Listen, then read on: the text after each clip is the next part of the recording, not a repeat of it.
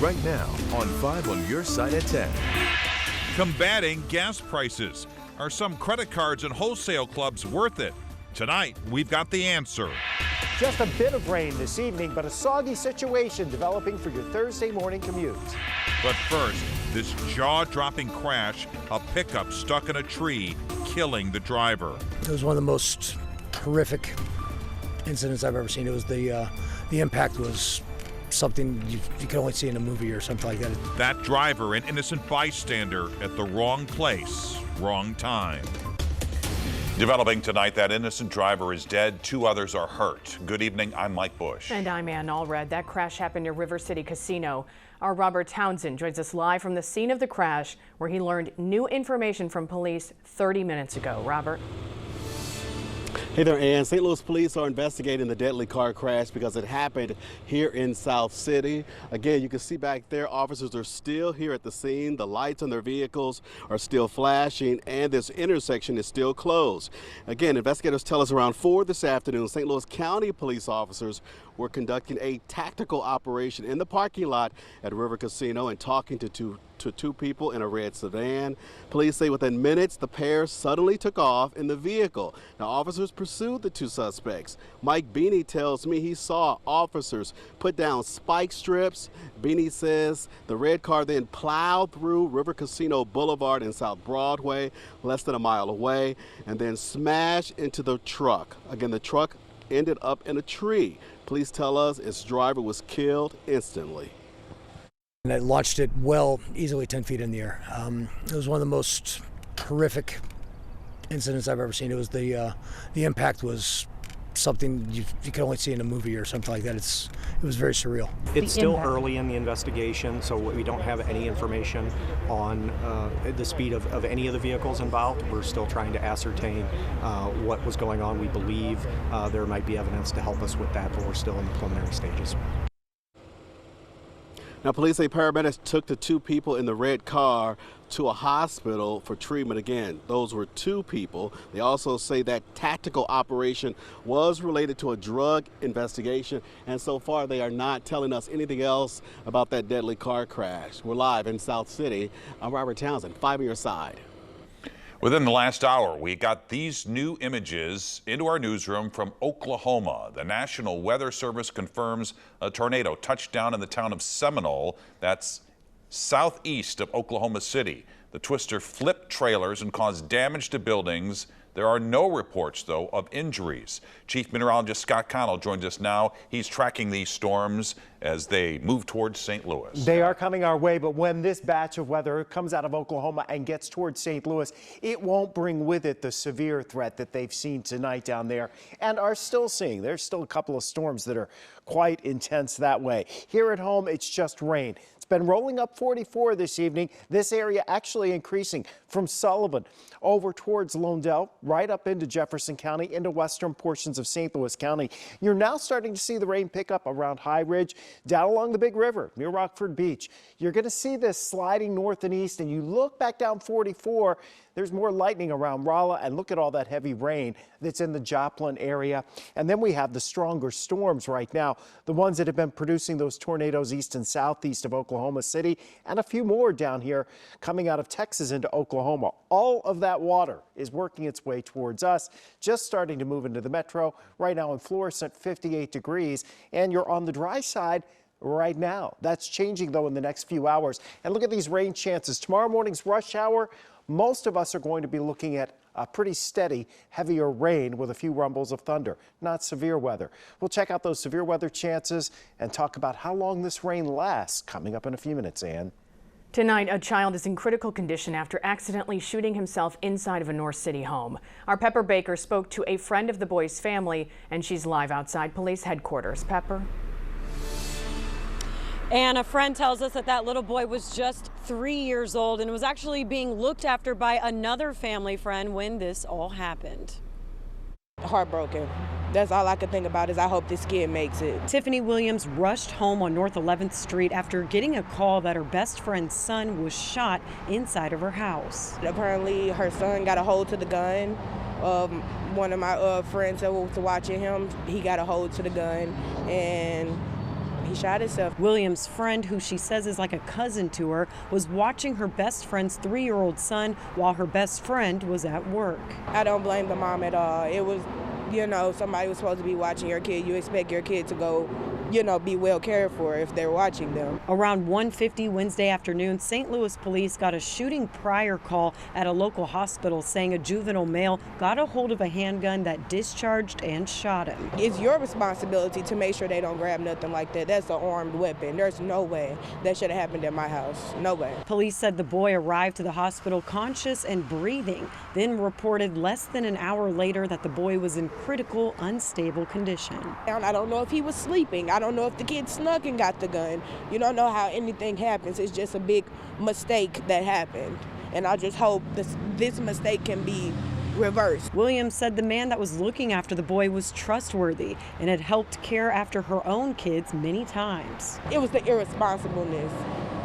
That's how it happened. Because he cares about kids. He loves kids. Now they're left waiting, hoping for the best and fearing the worst. I don't know what's going to happen. That's 2 people I'm losing. My dearest cousin and a baby that's close to me. I've known him since birth, so it's really getting me. St. Louis police say they will provide a full update tomorrow. Now, according to the reports that we've tracked, this is at least the 46th child aged 17 or under that has been shot in the city of St. Louis so far this year. Live in St. Louis, Pepper Baker, 5 on your side. Within the last couple of hours, DePere officials made a decision regarding a proposed medical marijuana dispensary. Opponents say it's too close to a tutoring center, which is 2 doors down. Missouri state law says a marijuana dispensary cannot be within 1,000 feet of a school or daycare. And tonight, the Board of Adjustments ruled the Mathnasium is not a school, and that means the dispensary, Route 66, can move ahead with its plans, but it could be several more months before it opens. Tonight, a former Bridgeton councilman is charged with stealing from the city he used to represent. The St. Louis County prosecutor has charged Andrew Purcell with felony stealing by deceit. He represented the city's 2nd Ward from 2020 to April of this year. Prosecutors say Purcell moved to Carterville, Illinois in March of 2021 and continued to collect the $500 per month salary from the city. Purcell posted a video to Facebook last week apologizing to residents. I believe that it's fair for me to return the stipend from November, December, January, February, and March. I didn't receive any payment in April. And I believe that those months are the ones that I should repay. If convicted, Purcell could face up to 7 years in prison and a fine of up to $10,000. Members of a grand jury are now speaking out, saying they are disappointed St. Louis Circuit Attorney Kim Gardner is not facing stiffer penalties for her handling of the case against former Missouri Governor Eric Greitens. Last month, during a disciplinary hearing, Gardner admitted her office withheld evidence from the former governor's defense attorneys. A day later, 7 of the 12 grand jurors who indicted her investigator, William Tisby, sent a letter to a judge suggesting she should be indicted too. The disciplinary panel is sending a report to the state Supreme Court, who has a final say over what discipline Gardner will face. Tonight, we have the final autopsy report on former Missouri state lawmaker Cora Faith Walker. The 37-year-old collapsed at the Live by Lowe's Hotel in Ballpark Village in March. The final report shows medical personnel tried to revive her with naloxone, a drug that is there to reverse an opioid overdose. The St. Louis Medical Examiner tells 5 on your side the drug was administered to Walker as a precaution because of the fentanyl crisis in the country. It was ruled last week Walker died from a heart condition. Tonight, there's a possible end to a standoff over Missouri's Congressional Map. A Missouri House committee advanced a new map today. 6 of the 8 districts remain Republican strongholds. A full House vote is expected on Monday. This gives enough time for the Senate to approve it before the May 13th deadline. A new program is helping minority students achieve their goals of a higher education. The Men of Color Initiative is matching St. Charles Community College students with mentors and resources that come out on top. As 5 on your side's Brent Solomon found out, the school is now looking for its next round of participants. Behind the glasses and confident demeanor is an 18-year-old who has a reason to be better. My father is actually probably the biggest reason for that. He just I want you to have a better future for yourself, than I ever had. TJ Riley is the first in his family to go to college. When he got to St. Charles Community College, he discovered the Men of Color program. I feel like it's one of the core reasons why I've been successful. Students receive $1,000 scholarships. They're matched with professional mentors and come together each month to learn things like financial management and how to get through college. So we learn how to manage our time. We learn how to email our professors, ask to be how successful in their classes, which that helped quite a bit. It comes as just 19% of the student population is black. College officials say it's not just about getting them here, but keeping them here, helping these students overcome the natural barriers of day-to-day college life. I think that this is an opportunity for us to create a financial pathway so that they can be successful. Chris Cross is the advisor, but he's more than that. He's a friend who cheers them on. I come from a small town in Arkansas, and I didn't get to see a lot of, positive black men in the community who were, I guess, quote unquote, educated. I'm a firm believer of that, you have to see it to believe it. In other words, see it, believe it, become it. For TJ, finishing his first year in college on the dean's list is more than a step in the right direction. And Dad couldn't be more proud. And it means a lot to me. He just keeps saying how much he's proud of me that I'm doing all this on my own, and then I'm finding all these scholarships, and I just have my plan laid out. And just pretty much helping them change the narrative within not only themselves, but also too within the community of what black men can do or men of color can do within the community. Brent Solomon, 5 on your side. Right now, about a dozen students are in the program. Men of Color is recruiting for its next wave of students who want to attend St. Charles Community College. The scholarship application deadline is Friday, and we placed a link to sign up at ksdk.com. Abortion rights hanging in the balance. I don't think this is the end of this fight. The push for Congress to keep Roe v. Wade the law of the land. The chances of that happening. Making sense of high gas prices. We're breaking down the best credit card options to save at the pump. Rain and storms are gone by Mother's Day, and summer starts next week. Really? I'll show you why coming up. More fallout tonight from the bombshell leak of a Supreme Court draft opinion overturning the landmark case Roe v. Wade. Protests were held across the country. An investigation is underway to find out who leaked that draft. It's an unprecedented act many believe could undermine trust in the nation's highest court. U.S. Congresswoman Cori Bush wants to guarantee legal abortion, and she's calling on President Biden. A few months ago, the House approved a bill protecting the right to provide and access abortion care, but it can't get past the Senate because Senate Republicans have led a filibuster on the bill, which is when legislators prolong debate to delay or prevent a vote on a bill. Cori Bush wants President Biden to use his influence to abolish the filibuster. 5 on your side's political analyst Anita Mannion says it's unlikely Congress could save Roe v. Wade, but the leak of the Supreme Court draft might get voters to take action. We need the votes, and right now we do not have the votes to codify Roe v. Wade. In political science, we see that people turn to be more energized, turn out more, donate to campaigns when they feel that something is threatened or could be taken away from them. President Biden has warned that codifying abortion rights in Congress could be reversed anytime the majority shifts to the other party. A big move tonight to curb inflation. The Federal Reserve raised its key rate by 0.5 percentage point. That's the Fed's most aggressive move in more than 20 years. Inflation is much too high, and we understand the hardship it is causing, and we're moving expeditiously to bring it back down.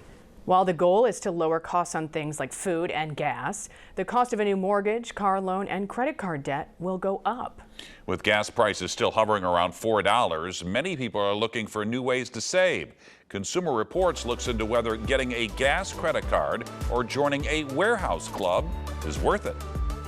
I just filled up yesterday and it was $70, and I haven't ever spent over $55. Definitely some sticker shock when you fill up. Depending on where you live, you're paying anywhere from $3-something to $5-something for a gallon of gas. There are, of course, apps like Gas Buddy, AAA, and Gas Guru to help you find the lowest prices in your area. But But what about applying for a credit card issued by a gas station or oil company? Is it worth it? Many gas cards pay you back a few cents per gallon of gas, like 5 cents or 10 cents, rather than a percentage of your purchase. So when gas prices are moving up from $3 to $4 or $5, that benefit is worth a lot less. Instead, CR says look for a credit card with no annual fee that offers rewards like 5% cash back on gas purchases. And although many gas stations offer a lower price if you pay with cash instead of using a card, the card's cashback reward could actually be a better deal. One example is the City Custom Cash Card, which gives you 5% cash back on your top spending category each billing cycle for up to $500 in purchases. That includes gas. Other options? Warehouse clubs such as Sam's Club or Costco offer their own credit cards that pay you back a percentage on your gas purchases. If you do a lot of driving and think you'll reach the card's cap, consider using that card only when buying gas. If you don't belong to a warehouse club, now's a good time to consider it. That's because gas prices there are almost always lower than traditional gas stations. And those gas discounts alone may be worth the membership cost, though your savings will vary depending on your location and your mileage. Consumer Reports says to max out your discounts, try to combine them with other rewards programs whenever you can. Many gas brands have their own apps that offer a few cents off per gallon, and they don't require a gas-branded credit card, so you can use your rewards credit card to pay for your gas instead.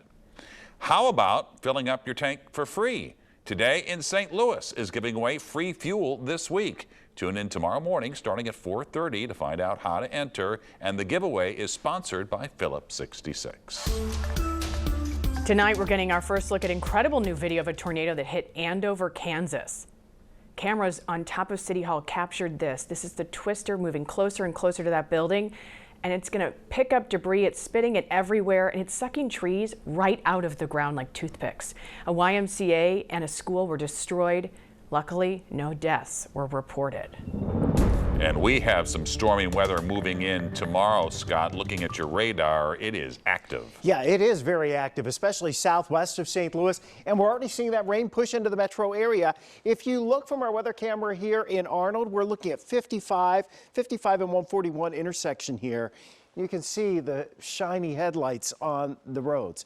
The rain has started now in the Arnold area, and it's 52 degrees. Temperatures are going to hang in the 50s with us overnight. The intense thunderstorms have been down in Oklahoma and Texas. There are a few that are strong coming into southwest Missouri, parts of southeast Kansas, but it's been these ones really along and south of 44 and then right along Interstate 40 that have been so rough this evening, producing the tornadoes. We don't have that much of a severe weather threat here heading into tomorrow. In fact, this is going to weaken quite a bit as it heads our way, but it is a large shield of moisture that's moving towards St. Louis. We already have the rain sliding into the metro area now from the south and west, spreading to the Mississippi River and about ready to cross over into Madison and St. Clair County.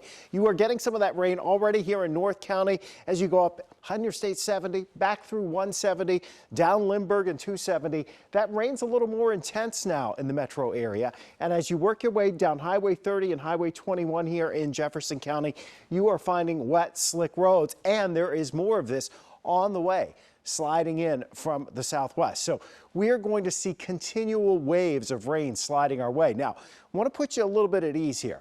This is a severe weather threat for tomorrow into tomorrow night. Most of it is going to be to our south. That's where the enhanced risk is, down into Arkansas.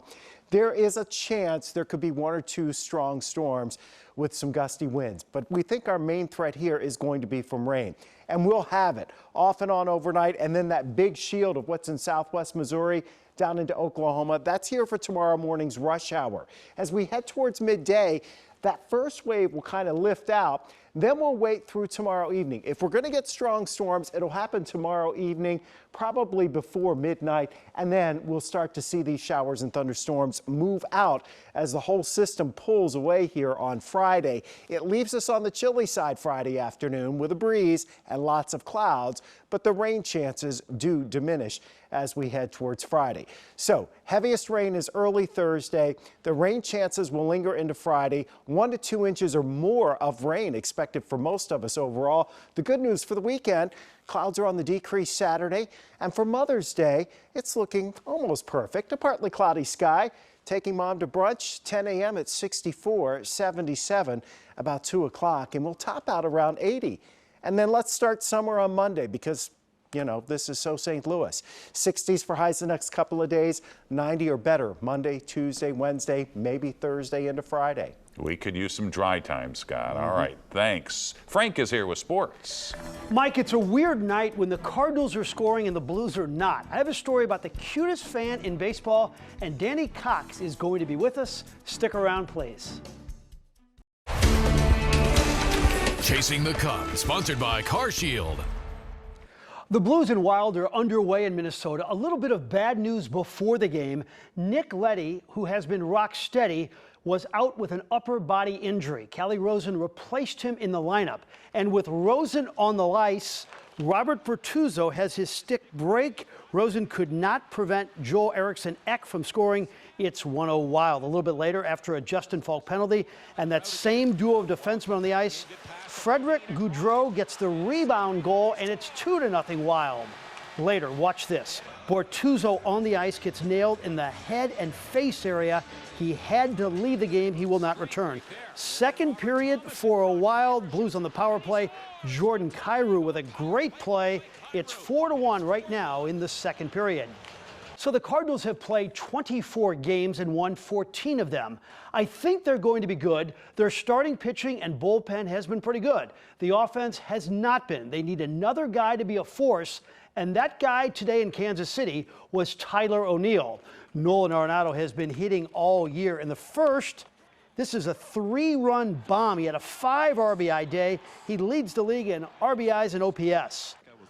Juan Yepez became the first Cardinal to double twice in his major league debut. A couple of flares down the right field line. Waino was wonderful, a one-hitter for 7 innings with just 1 walk. It was victory number 187. This is the most encouraging item. O'Neill, who batted 6 today, 2 hits, a triple, and this homer. He needed this badly. So did the Cardinals. They win it 10-0. But let's hear first about that winning pitcher. It looked like he was just playing catch today. He was able to do what he wanted. Curveball was in play, cutter was in play, a ton of ground ball outs. He used our defense today for sure.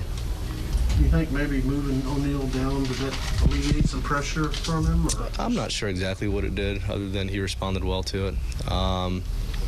He took some good swings and used the whole field, but it was good to see him be aggressive and leave the yard there. Almost every night, there is something you simply have to see. And tonight's segment is so sweet, you won't ever forget it. Aaron Judge is the red-hot home run hitter for the Yankees. He blasted one in Toronto, but that's not why we're watching. Watch for this. A Blue Jays fan got the ball, immediately gave it to a young Aaron Judge fan, and look at that moment. Wow. Both fans got to meet Judge today, and it created another special moment. Hey, Monday night in Sunset Hills, one of the headliners of the St. Louis Sports Hall of Fame banquet was Danny Cox. He was enshrined. We wanted to show you this last night, didn't have time. The big right-hander was really good. He won 18 games one season, but was always at his best in big games, the NLCS or the World Series. And it meant a lot to him to get the call to the Hall. And you get the call, you're going into the St. Louis Sports Hall of Fame. You know, it's an emotional time. It's a good feeling. And you don't ever think about things like that as a kid growing up. You want to play baseball. You want to be good. You want to beat somebody else. You want to be a world champ. You don't really think about things like that. But to be honored in this aspect is, I guess I could say, a neat feeling. Yes, we older people can use that phrase, a neat feeling. Well, it's 4-1 right now after 2 periods in Minnesota. All right, thanks, Frank. If you film it, will they watch? The new Swing NBC is taking on a baseball classic. In about 90 minutes, Give STL Day gets underway. Starts at midnight. You can make a donation to a charity or organization of your choice. There are hundreds on both sides of the river. And for more information on how to donate, just text the word GIVE to 314-425-5355. We'll send you a link. NBC is filming a TV series adaptation of the 1989 blockbuster Field of Dreams. The show will be filmed in Iowa, but not at the iconic farm in Dyersville. It's booked up with events all summer long, so producers are recreating the farm near Des Moines. The show will stream on Peacock. Mother's Day just 4 days away. Americans are not letting inflation get in the way of getting something special for mom. According to the National Retail Federation, Mother's Day spending is expected to hit a new high of $32 billion. Most plan to buy greeting cards, flowers, jewelry, or a special outing. But a new Lending Tree survey found about a third of moms just want quality time with their kids. And I would guess that would be the gift that you would like most on Mother's Day. I would, and I want to enjoy that quality time on the couch or in bed or somewhere where I'm not standing up. Breakfast in bed would be nice on Mother's Day. Do you hear that, Drew? Uh-huh. And there you have it, 5 on your side at 10. The Tonight Show starring Jimmy Fallon is next. Guests tonight, Elizabeth Olsen and Nora Jones. Start your day with Today in St. Louis. They're giving away free fuel at 4:30 a.m. Have a great tomorrow.